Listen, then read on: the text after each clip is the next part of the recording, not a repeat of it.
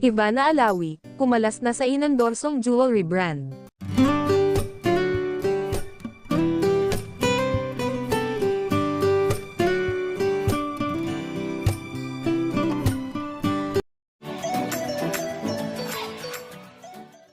Nag-iingat na ngayon ang celebrities na may mga endorsement dahil ayaw nilang mangyari sa kanila ang naranasan ng ibang artista, na nadamay sa problema ng kumpanyang ini-endorso nila.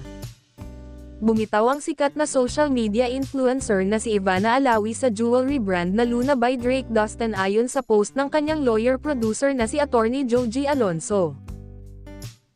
Inanunsyo ng legal counsel ni kapamilya actress Ivana Alawi na si Attorney Joji Alonso na hindi na raw bahagi pa ng isang jewelry brand ang kanyang kliyente. Sinabi sa pahayag na nagkaroon umano ng verbal arrangement na kanselahin na ang pagiging endorser at investor ni Ivana ng jewelry brand.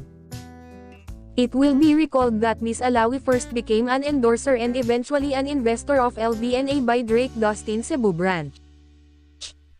As legal concerns arose in the contract between Ms. Alawi and Drake Dustin, there had been a verbal arrangement to rescind their agreement, saad ni Attorney Joji. Dagdag pa niya, the matter on formal rescission of the agreement has already been filed and is now before the regional trial court. Naglabas ng statement si Drake Dustin Ibe sa IG story ng LVNA kaugnay sa usaping ito.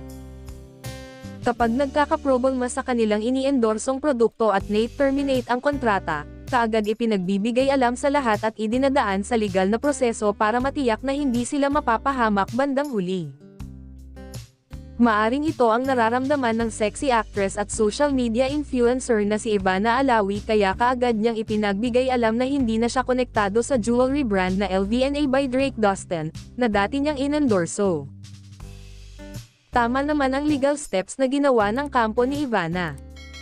Iba yung ingat talaga dapat on the part of the celebrity endorsers after a slew of artists na nadadawat sa mga kaso na nagsasabing biktima rin lang sila ng ganitong mga negosyo.